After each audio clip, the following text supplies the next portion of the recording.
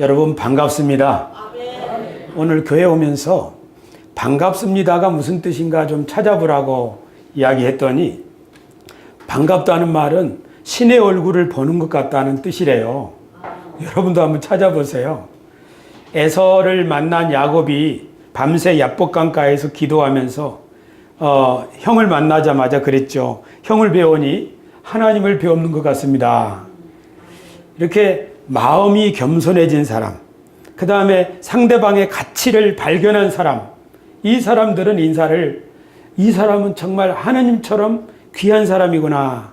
그래서 아마 그렇게 인사하는 것 아닌가. 우리가 자주 쓰는 인사말입니다.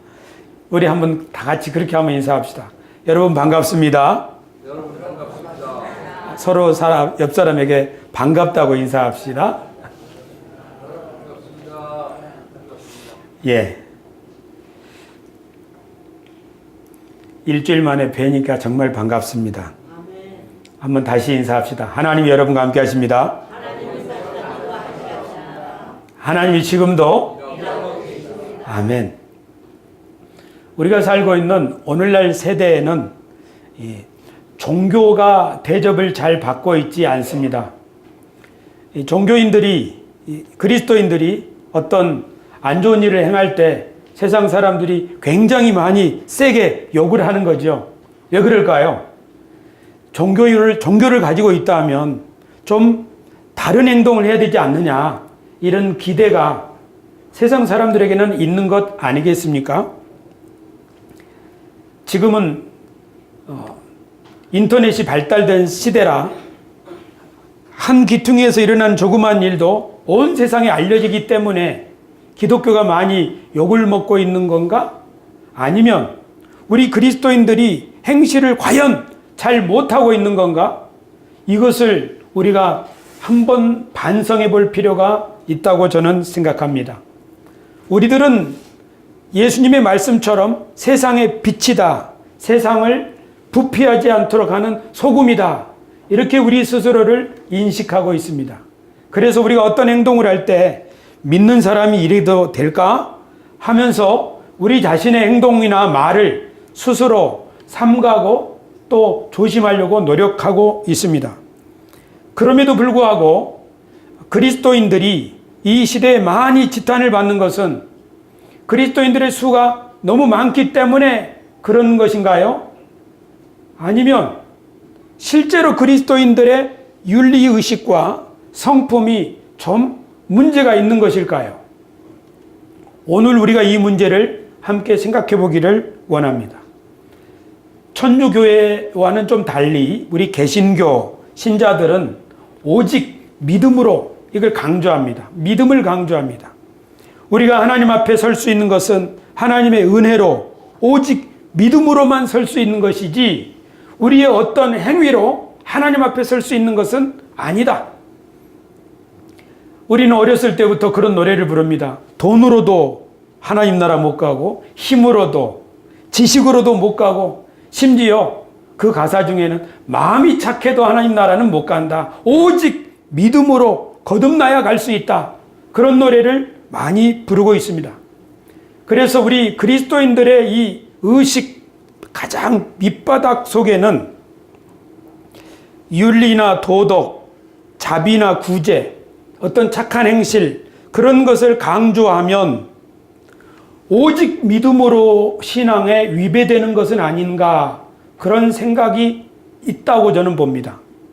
그래서 어떤 목회자가 강단에서 그리스도인들의 도덕적인 삶, 윤리적인 삶에 대해서 설교를 하면 흔히 저건 도덕 설교야, 윤리 설교야 하고 규정해버리는 그런 예들도 우리 개신교 안에는 있습니다. 아마 설교라고 하면 복음적인 설교는 십자가와 보혈과 이런 것들을 중점적으로 설교하는 것이 복음적인 설교이지, 우리 그리스도인들의 도덕이나 윤리 이런 것을 다루는 설교는 복음적인 설교와는 좀 거리가 있는 것으로 생각하는 경향 때문에 우리 그리스도인들이 자신들의 윤리나 삶을 돌아보는 걸 소홀히 하지 않았는가? 여러분 어떠세요? 그런 점이 있다고 보십니까? 제가 그런 글을 읽었을 때 맞다. 우리 개신교가 종교개혁의 전통을 이어받아서 오직 은혜로 오직 믿음으로를 강조를 너무 하다 보니까 하나님 앞에서 우리가 어떤 삶을 살아야 될 것인가에 대해서 좀 진지하게 생각해 보지 못한 그런 면이 있겠다 하는 생각이 들었습니다. 특별히 우리 교회가 속한 교단은 성령 충만을 강조합니다. 그렇죠? 성령이 충만하면 육신적인 생각을 다 떨쳐버릴 수 있고 성령이 충만하면 하나님의 뜻대로 살아갈 수 있다고 하는 그런 확신 때문에 어쨌든 성령 충만을 간절히 사모하고 있습니다. 그런데 성령 충만을 강조하던 어떤 부흥사들이나 목회자들이 저지르는 도덕적인 비윤리적인 행동을 볼 때, 야, 성령 충만을 강조하는 신령한 목사님이 저런 행동을 한다면 어떻게 된 거지? 우리가 헷갈립니다. 그래서 그 사람도 사람이니까 육신이 약하기 때문에 그럴 수 있지 않냐 하는 정도로 우리도 함께 그 사람의 패배에 동참하는 경향이 우리 안에는 있습니다. 만약에 우리 교회가 윤리적으로 바르지 못하다면 세상에 어떻게 선한 영향력을 미칠 수 있겠습니까? 교회 목사나 그리스도인인 성도 여러분들이 세상 사람들로부터 윤리적으로 또 성품에 있어서 존경을 받지 못한다면 어떻게 전도를 할 수 있겠습니까? 그래서 우리 그리스도인들이 윤리와 그리스도인들의 성품이 왜 중요한지를 아는 게 참 중요하고 시급한 문제입니다. 어떻게 우리의 윤리, 우리의 성품을 잘 개발하고 고양할 수 있는지 이런 것을 잘 알 뿐 아니라 그것을 훈련하는 것은 우리 기독교의 미래에 있어서 우리 기독교의 본질을 이 세상에 나타내는 데 있어서 무척 중요하다. 저는 그렇게 생각하고 오늘 이 메시지를 준비했습니다. 그렇습니다. 사람이 행위로 하나님 앞에 설 수는 없습니다. 성경은 모든 사람이 죄인이라고 말합니다. 율법의 행위로 하나님 앞에 떳떳하게 설 수 있는 사람은 한 사람도 없다고 말합니다. 하나님이 그래서 우리를 부르셔서 그리스도의 피로 말미암아 우리를 깨끗하게 씻어 구원을 하셨습니다. 그래서 우리 그리스도인들을 가리켜서 하나님이 예수님의 피로 깨끗하게 씻고 거룩하게 구별한 사람들이다. 그래서 우리를 성도라고 하지 않습니까? 하지만 본래 우리들은 죄인이라 세상에 허망한 것을 쫓고 하나님도 알지 못하고 우리 마음에 완악한 대로 이 세상에서 살고 있었습니다. 하나님과 떨어진 삶을 살고 있었습니다. 오늘 바울 사도께서는 우리들의 과거의 모습 또 이방인들의 현재의 모습을 성경을 통해서 소개합니다. 에베소 4장 17절에서 19절 말씀입니다. 공동 번역으로 좀 쉽게 제가 읽겠습니다. 이제부터 여러분은 이방인들처럼 살지 마십시오. 그들은 헛된 생각을 하고 마음이 어두워져서 하느님께서 주시는 생명을 받지 못할 사람이 되었습니다. 그것은 그들이 무지하고 마음이 완고하기 때문입니다. 그들은 도덕적인 감각을 잃고 제멋대로 방탕에 빠져서 온갖 더러운 짓을 하고 있습니다. 만약에 우리들이 지금도 이렇게 하고 있다면 이제는 그렇지 말아라. 전에는 그렇게 살았지만 이제는 그렇게 살지 말아라. 이렇게 바울 사도가 우리에게 권면하는 거죠. 특별히 17절 말씀을 보시면 그러므로 내가 이것을 말하며 주 안에서 증언하노니, 나오는 이 증언한다 이 말은 바울 사도가 3번 사용했습니다. 오늘 본문에서 한번 썼고요. 에베소 교회의 장로들에게 유언을 할 때 마지막으로 이제 당신들 내가 보지 못합니다. 그러므로 유언을 할 때 증언하노니 이 말을 합니다. 그리고 한 번은 갈라디아 교회에게 갈라디아 교회가 믿음에서 떠나서 육신적으로 돌아가기 때문에 갈라디아서를 쓰면서 그 마지막 부분에서 절절한 마음으로 내가 너희에게 증언하노니 이 말을 씁니다. 헬라어로 이 증언하노니 이 말은 영어의 순교자의 어원이 되었습니다.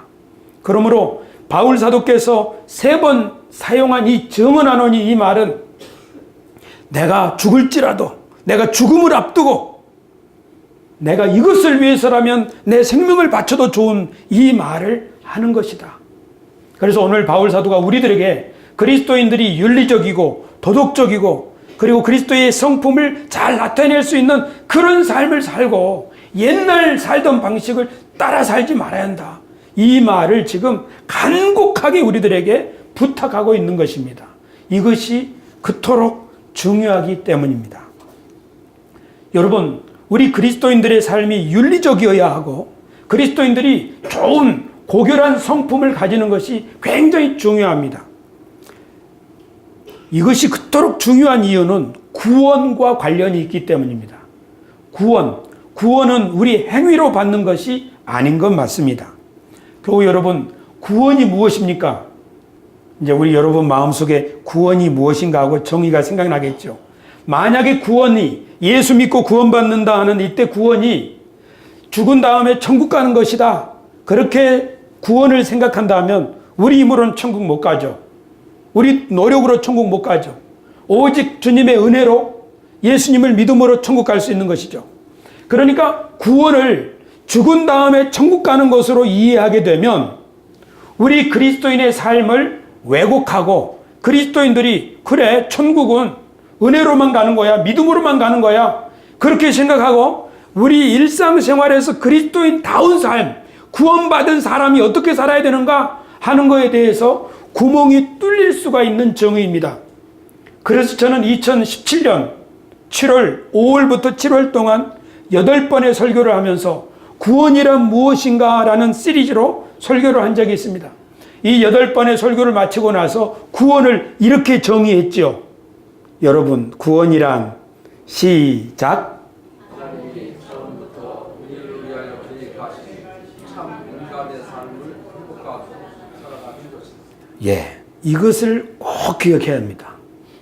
구원이란 하나님이 처음부터 이 세상을 만들 때부터 우리들을 향하여 계획하신 참 인간의 삶을 회복하고 살아가는 것, 그것이 구원입니다. 하나님은 이 세상을 만드신 주인입니다. 이 세상은 참 아름다워라 주님의 세상입니다. 이 세상을 다 만드신 다음에 이 세상을 더욱 질서 있고 풍요롭게 만들기 위하여 관리자를 세우셨는데 그가 아담, 인간입니다. 그렇죠? 그래서 아담은 이 모든 세상을 그 발 아래 통치하는 왕입니다. 인간은 처음부터 왕적인 존재로 지음을 받았습니다. 왕은 다스리는 자요, 왕은 질서를 회복하는 자요. 그래서 인간이 하나님을 잘 사랑하고 하나님과 가까이 지낸다면 왕적인 역할을 할 수 있게 되는 거죠. 그가 가는 곳은 질서를 회복하고 그가 사람을 만나면 그 사람의 자존감이 복구가 될 것입니다. 이것이 하나님이 처음 인간을 지으셨을 때 참 인간의 모습이었습니다. 하지만 아담은 하나님을 등지고 말았습니다. 결과 질서 있는 세상이 어그러지고 거스러지고 가시와 엉겅퀴가 돋아났다고 성경은 말씀하고 있습니다. 그뿐 아니라 사람들 간에도 서로 원망하고 미워하고 죽이고 죽이는 일이 생겨서 온 세상 사람들은 뿔뿔이 흩어져 그렇게 살아가고 있었습니다. 그러나 하나님은 이 온 세상에 흩어져 있는 천하 만민에게 다시 한번 복을 주셔서 그들을 다시 참 인간의 삶으로 살아갈 수 있도록 하기 위하여 아브라함을 부르시고 아브라함에게 이스라엘 민족을 이루게 하셔서 그들을 통하여 온 세상 만민을 다시 한번 영광된 하나님의 백성으로 삼기를 원하셨습니다. 할렐루야. 그래서 이스라엘이 마음을 다하고 뜻을 다하고 힘을 다하여 하나님을 사랑한다면 이스라엘은 천하 만민에게 제사장의 나라가 되어 하나님의 선하심과 인자하심과 그 하나님의 밝은 덕을 온 세상에게 보여주고 비춰줄 제사장의 나라가 될 운명이었습니다. 하지만 이스라엘도 하나님을 등지고 스스로 우상을 숭배하다 보니 그 나라도 깨지고 성전도 무너지고 말았습니다. 백성들은 사방에 흩어진 존재들이 되었죠. 왕으로 제사장으로 지음을 받았지만 부르심을 받았지만 실제로는 권세자들에게 종노릇하는 노예가 되어버리고 말았습니다. 그때 하나님께서는 우리 주 예수 그리스도를 이 세상에 보내셔서 참 인간의 삶이 무엇인가를 보여주셨습니다. 왕으로 오신 분이 어떻게 사람들을 회복하시고 어떻게 질서를 이 세상에 주시는지를 예수님은 보여주셨습니다. 하나님의 제사장이 어떻게 사람들을 위하여 자신을 희생함으로 사람들을 하나님께로 인도하는지 예수님은 하나님의 구원자로, 하나님의 메시아로, 참 인간의 모습으로 우리들에게 이 세상에 오셨습니다. 그러므로 우리 교회가 예수 그리스도를 알아가면 알아갈수록 우리 교회도 예수 그리스도께서 하시던 일들을 할 수 있게 될 것입니다. 그러나 예수님은 제자들에게 그것을 보여주신 다음에 하늘로 승천하셨습니다.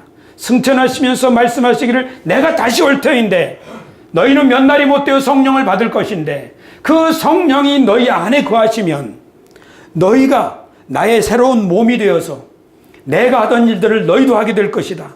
예수님이 하시던 일이 바로 왕같은 제사장의 일입니다. 세상의 질서를 회복하고 낮은 자존감의 사람들을 자존감이 복구될 수 있게 하시고 사람들을 하나님께로 인도하는 일. 그래서 예수님은 성령을 통하여 우리들에게 오셔서 우리들을 예수 그리스도의 몸으로 삼으셔서 예수님이 하시던 일들을 지금도 펼쳐 나아갈 수 있는 역사를 하고 계십니다.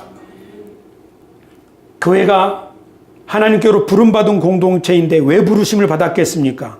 교회가 예수님의 피로 깨끗하게 씻음 받았는데 왜 우리를 깨끗하게 씻으셨겠습니까? 그것은 우리를 하나님 앞에 설 수 있게 하기 위함입니다. 하나님을 예배할 수 있게 하기 위함입니다. 사람이 하나님을 예배하고 하나님을 가까이 하고 전심으로 하나님의 말씀과 하나님의 성령을 쫓아 행하다 보면 그 속에 하나님의 은혜와 영광이 충만하게 임해서 그는 가는 곳마다 왕처럼 제사장처럼 하나님의 영광을 나타낼 수가 있습니다. 그러므로 교회가 모여서 예배하고 모여서 기도하고 하나님의 말씀을 배우고 그 말씀을 실천하는 일에 힘쓴다면 그 사람은 하나님이 자기를 왜 구원했는지를 바르게 아는 사람입니다. 그 사람은 하나님이 자기를 어떤 일에 쓰실지 그것을 기대하고 있는 사람입니다. 할렐루야. 만약에 그리스도인들이 이처럼 하나님을 사랑하면서 그 하나님이 나를 통해서 일하시고 하나님의 은혜가 나를 통해서 흐를 것을 믿고 그 일에 최선을 다하면서 진실하게 살아갈 때에 밖으로 드러나는 것이 바로 그리스도인의 윤리적인 모습이요 그리스도인의 아름다운 성품입니다. 할렐루야. 그때 교회는 교회다워지고 우리들이 살아가는 세상에서 세상을 구원하는 하나님의 동역자들, 하나님의 대리인들이 될 것입니다.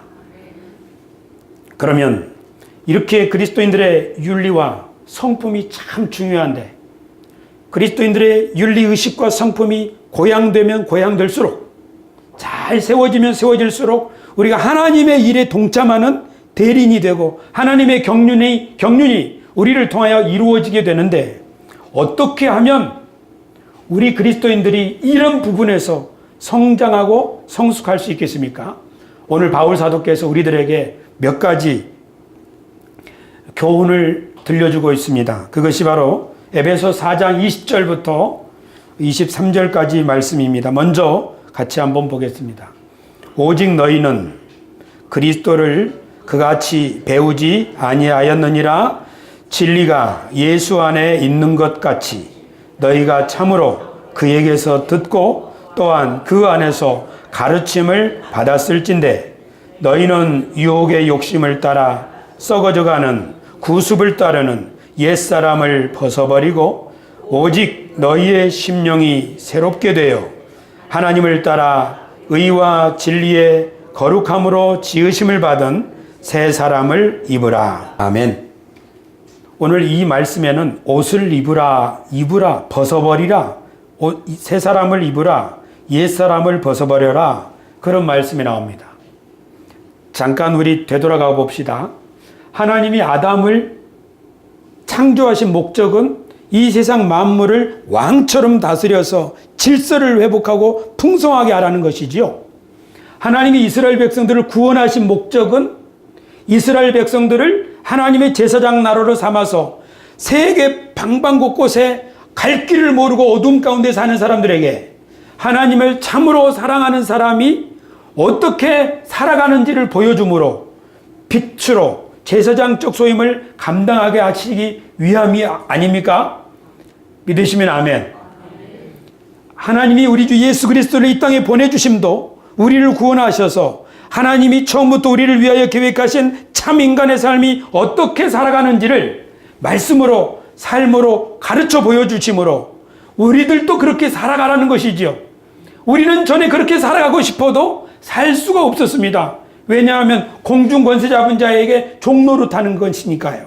그러나 예수님이 오셔서 우리를 자유케 하셔서 이제 누구든지 예수님을 믿고 성령을 받으면 성령이 그를 안에서 역사하사 우리로 더 이상 종으로 노예로 살지 않고 자유인으로 하나님을 사랑하고 하나님이 우리를 위하여 기대하시는 삶을 살아갈 수 있게 만드셨으니 우리의 새로운 신분이 바로 왕이요 제사장입니다. 이것은 두 가지 신분을 하나로 묶어서 성경에서는 왕 같은 제사장이라고 말합니다. 할렐루야. 우리 교회에서 말하는 바 하나님의 경륜에 참여할 대리인들이란 말이 성경의 용어로 말하면 왕 같은 제사장입니다. 왕 같은 제사장의 임무를 잘 감당하고 싶은 분 아멘. 그러나 이거는 예수님을 믿으면 저절로 되는 것이 아닙니다. 여기에는 결단이 필요합니다. 제가 오늘 옷을 입고 왔죠. 옷장에서 옷을 아무 옷이나 꺼내 입지 않죠. 새 사람의 옷을 입어야겠다는 결단입니다. 예수 그리스도를 배워야겠다는 결단입니다. 우리에게는 결단이 필요합니다. 결단을 한 번 하면 새로운 습관이 우리에게 형성이 되는 거죠. 우리가 하나님의 자녀로 왕 같은 제사장으로 소임을 감당하려면 왕이 입는 옷, 제사장이 입는 옷을 자꾸 입는 연습을 해야 합니다. 그것이 바로 뭐겠습니까? 왕처럼 생각하고 제사장처럼 생각하고 말하는 훈련이 필요하다는 것입니다. 그러므로 우리들이 처음에는 이것이 낯설 수 있지만 자꾸 연습하고 훈련을 하다 보면 그것이 우리들에게 익숙해지는 거죠. 사람의 생각도 근육이 있습니다. 어떤 사람은 이쪽 좋은 쪽으로 생각을 잘 열심히 운동을 해서 그 생각의 근육이 탄탄합니다. 어떤 사람은 안 좋은 쪽으로 자꾸 자신의 시간과 노력을 들이다 보니 자기 인생을 망치는 쪽으로 쉽게 넘어가는 거죠. 그래서 사람의 뇌에는 길이 있는데 회로가 있는데 자극이 오면 글이 쫙 연결되는 거죠. 그걸 뭐라고 하죠? 안 좋은 자극이 올 때마다 글이 쫙 쉽게 빠지는 것. 그걸 요새 말로 중독이라고 하지 않습니까? 사람은 좋은 훈련은 좋은 쪽으로, 나쁜 훈련은 나쁜 쪽으로 길이 나버리는 거죠. 우리들은 어쩌면 이 세상에서 여러 가지 일에 습관이 되어 있습니다. 그러므로 우리가 왕 같은 제사장으로서의 삶을 살려면 그런 쪽으로 새로운 훈련을 해야 합니다. 우리 교회 지금 왕초보 영어반, 아니 왕자는 뗐고요. 초보 영어반이 지금 진행되고 있죠. 1년이 넘었습니다. 처음에는 알파벳을, 그 다음엔 영어 단어를, 근데 읽는 것이 얼마나 어색한지 몰라요, 처음에는. 자꾸 영어에 뻗어 냄새가 나야 되는데 된장국 냄새가 나는 영어를 읽는 거죠. 우리 발음에 없는 발음들이 아주 익숙해서 입모양이 이상해지는 거죠. 그런데 계속 하다 보니까 지금은 굉장히 익숙해져 가지고 제가 우리말로 슬램과 덩크가 달에 갔어요. 이렇게 하면 영어로 쫙 말을 하고 영어로 물어보면 우리말로 말을 하고 이렇게 익숙해지는 거죠. 이것이 조금 더 연습이 되고 숙달이 된다면 이제 글자가 익숙해지고 소리도 익숙해지고 그렇게 해서 습관이 제2의 천성이 되고 자연스럽게 되는 것이죠. 우리 신앙생활의 이 성품이라고 하는 것은 이렇게 좋은 외국어를 배우는 것처럼 우리가 연습을 하고 시간을 내서 결단을 하는 겁니다. 제가 주중에 전화를 드리죠.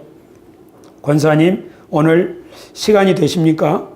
영어 공부하시겠습니까? 제가 확인 전화를 하는 거죠. 그럼 뭐라고 하셨냐면 시간을 내겠습니다. 뭡니까? 바쁜 일정이 있는데 시간을 내겠다는 거예요. 시간을 내서 일주일에 한 번이지만 시간을 내서 거기에 시간을 투자하고 연습하고 이것이 1년이 넘고 이제 2년, 3년이 돼가면 우리 큰 발전이 있을 줄로 믿습니다. 할렐루야. 왕 같은 제사장도 똑같아요. 우리에게 하나님 나라가 뭔지, 하나님이 우리를 왜 부르셨는지, 하나님의 경륜이 뭔지, 처음에 하나님의 경륜이란 말을 들었을 때 막 너무 이상하고, 당신이 하나님의 대리인이라고 말했을 때 내가 무슨 하나님의 대리인이냐고. 그러나 이것을 계속적으로 배우고 우리의 생각에 그렇게 자꾸 훈련을 하다 보면 나도 모르게 내가 이런 사람이지, 하나님이 나를 통하여 이런 일을 하시지, 이런 생각들이 우리에게 점점 숙달이 되어질 때 우리 그리스도인들의 말과 생각과 행동이 달라져서 하나님이 우리를 부르신 목적, 즉 하나님의 왕 같은 제사장으로서의 삶을 점차적으로 나타낼 수 있게 된다고 우리는 확신합니다. 할렐루야. 그래서 교회는 이런 연습을 하는 것입니다. 먼저 바울 사도가 예수님을 잘 본받았습니다. 그리고 함께하는 사람들과 함께 예수님을 본받아 사는 것이 어떤 것인지를 나누고 가르쳤습니다. 예수님도 그러셨죠. 3년 동안 제자들과 함께 동고동락하지 않았습니까? 그래서 하나님의 아들이 왕으로 사는 것, 제사장으로 사는 것이 무엇인지를 보여주었더니 제자들은 예수님 승천하신 이후에 공동체를 만들고 그 공동체에서 똑같은 일들이 이루어지지 않습니까? 할렐루야. 예루살렘 교회가 예수님을 본받아서 서로 도움을 주고 유무상통하고 하다 보니 예루살렘 교회에 좋은 일이 생겼습니다. 그런데 환난과 핍박이 다가와서 예루살렘 교회 사도들 외에는 성도들이 다 뿔뿔이 흩어지게 되었을 때 어떤 일이 생겼습니까? 사방에 흩어진 사람들이 흩어져서 똑같은 일을 하는 거예요. 자기들이 예루살렘 교회에서 경험하고 보고 들은 것을 사방에 흩어져서 똑같이 사람들을 만나서 도와주고 격려하고 함께 기도하고 위로하다 보니 교회가 점점 세상에 널리 확산되었습니다. 그 대표적인 교회가 바로 안디옥 교회입니다. 그러므로 바울 사도가 오늘 우리들에게 이런 말씀을 똑같이 주고 있습니다. 우리 스크린 보고 같이 한번 읽겠습니다. 고린도전서 11장 1절입니다. 시작. 내가 그리스도를 본받는 자가 된 것 같이 너희는 나를 본받는 자가 되라. 아멘. 교회에서 우리가 하는 일입니다. 우리가 예수님을 본받아서 예수님이 우리들에게 보여주신 산상수훈의 가르침, 또 예수님이 우리들의 마음속에 성령을 통해서 감화를 주신 그것을 따라서 복음도 전하고 형제도 사랑하고 이렇게 살아가는 삶을 성도들에게 보여주면 그 성도들이 흩어져서 똑같이 그런 일을 하게 되는 거죠. 우리가 그러므로 우리 세수만교회 공동체 안에서 우리는 왕의 옷을 입고 제사장의 행실을 하고 그런 삶을 연습하는 겁니다.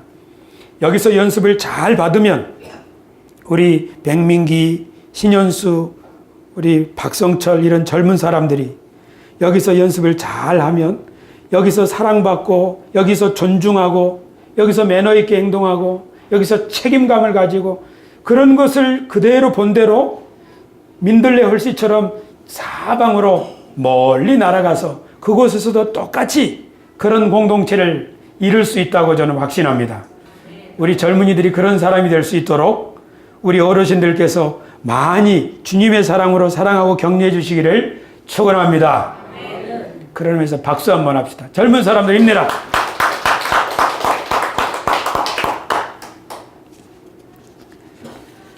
지난주 설교 말씀을 하면서 저는 이런 말씀을 드렸습니다.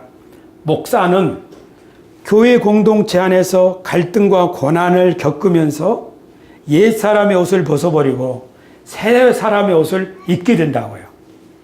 그렇죠. 우리 모두가 그렇습니다. 그래서 이 공동체가 그토록 우리들에게 소중합니다. 그러니까 우리 그리스도인들이 교회 공동체 안에서 새 옷을 입는 연습을 하는 거지요. 우리 이덕순 집사님 오늘 새 옷을 입고 오셔서 차가 환해졌습니다. 일본에서 따님이 사주신 빨간 옷이에요. 보세요, 얼마나 환한지.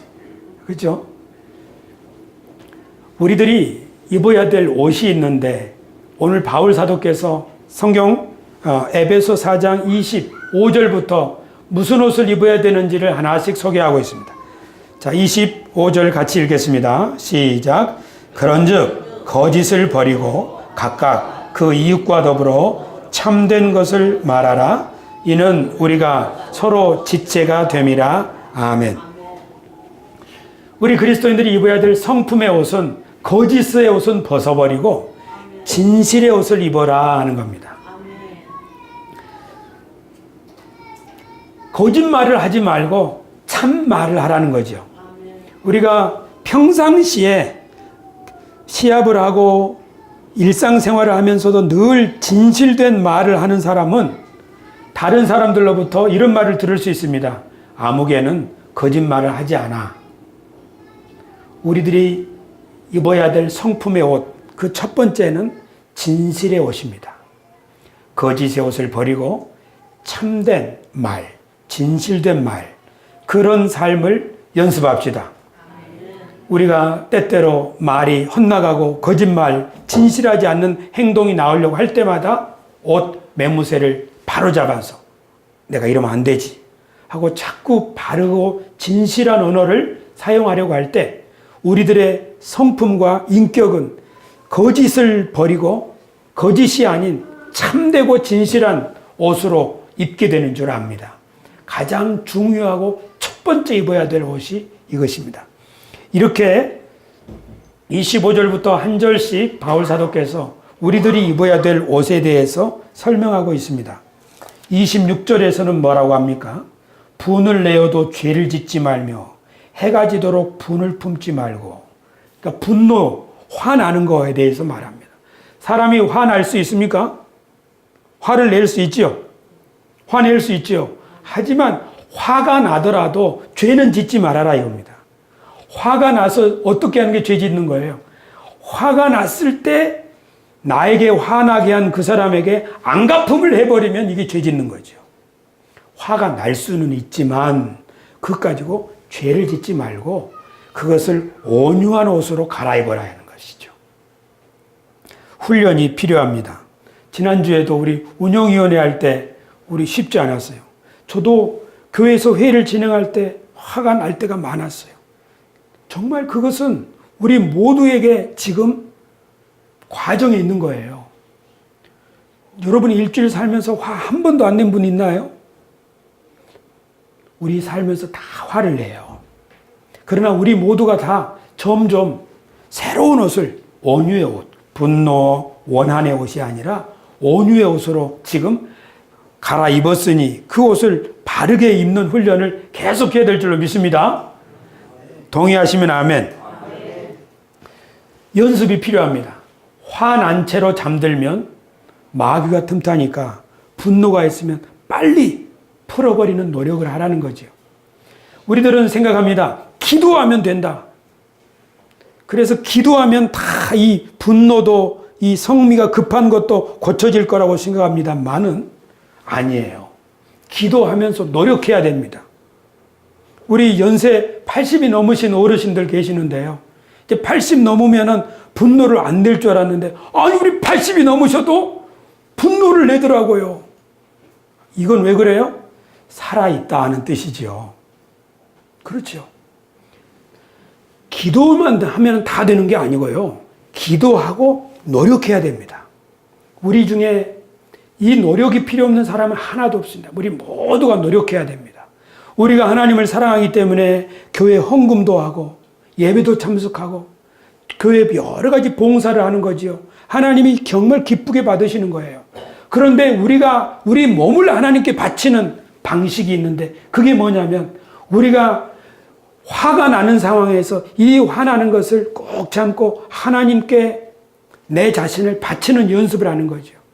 화가 나지만 이걸 억누르고 주님, 내가 이런 사람이 아닙니다. 이래서는 안 됩니다.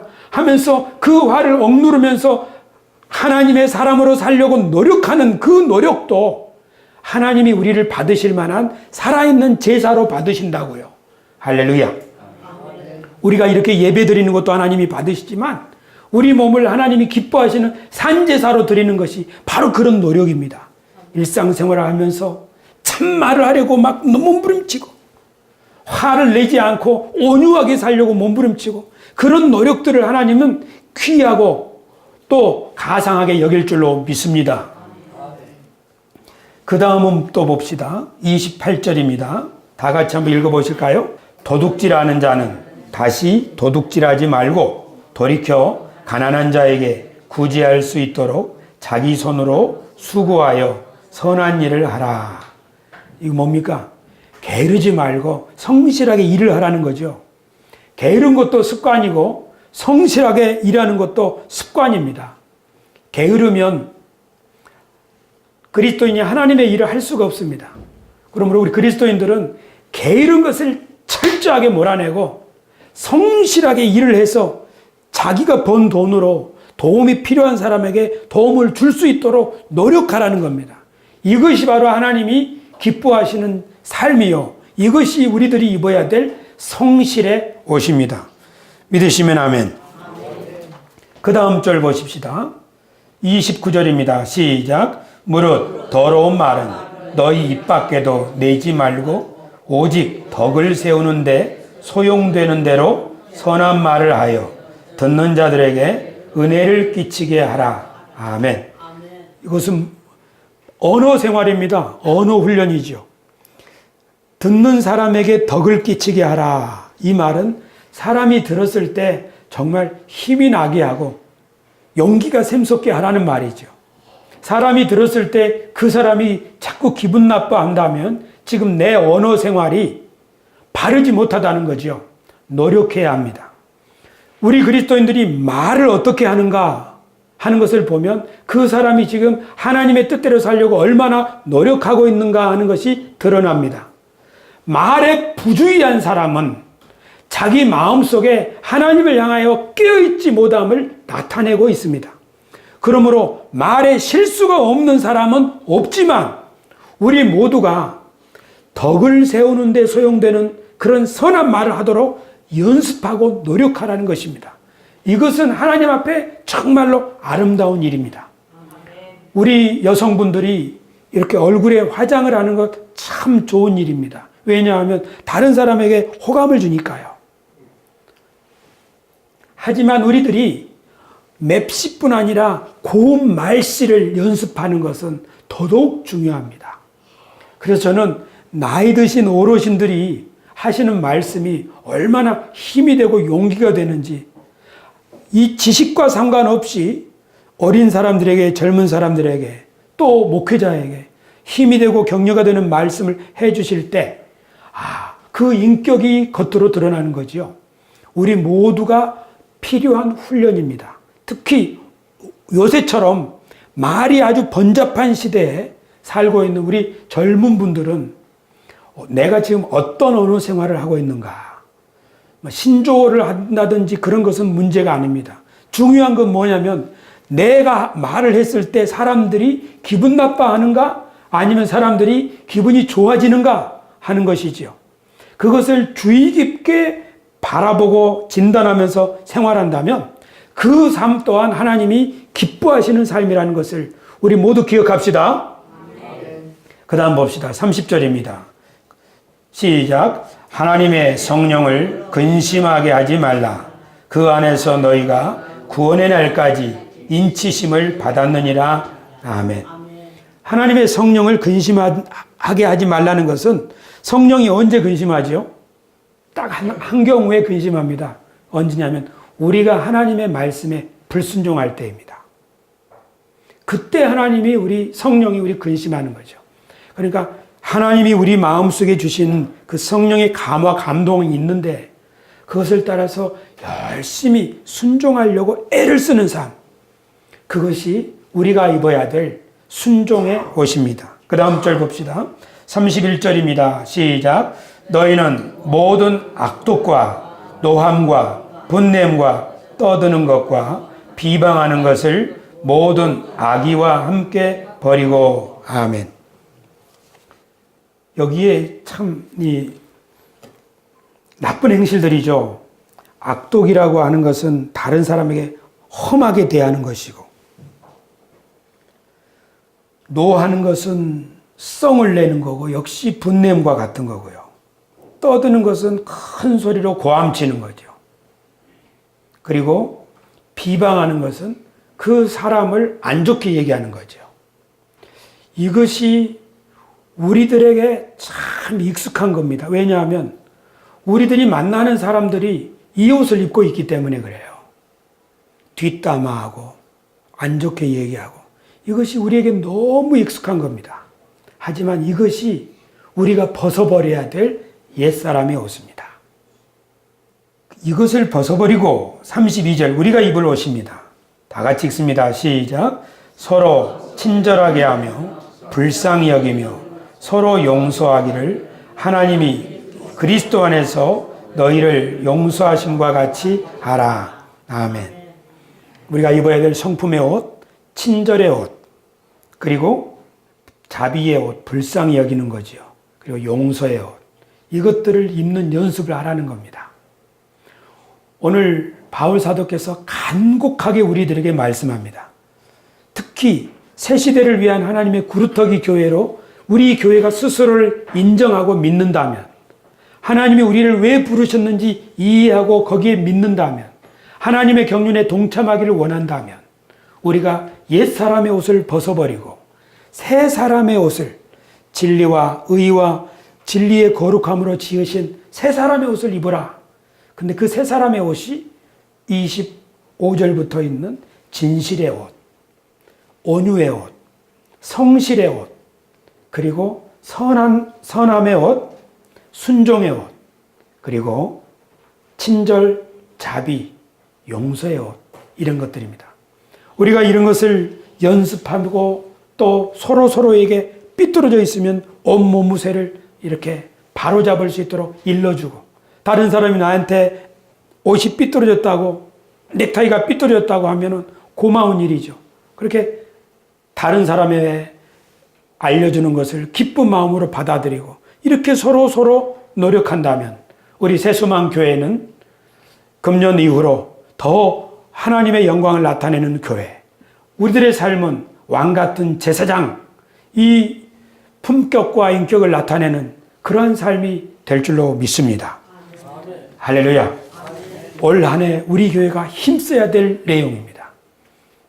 그것이 바로 황금률인 대접을 받고자 하는 대로 먼저 대접을 하라 하는 것이고, 또 하나는 빌립보서 2장에 나오는 예수님이 자기를 지극히 낮추셔서 다른 사람을 섬기셨다고 하는 자기 비움의 훈련입니다. 오늘 말씀도 역시 그 내용입니다. 우리 그리스도인들이 지금 이 시대에 이런 그리스도인들을 요구하고 있다는 사실을 우리는 꼭 기억해야 하겠습니다.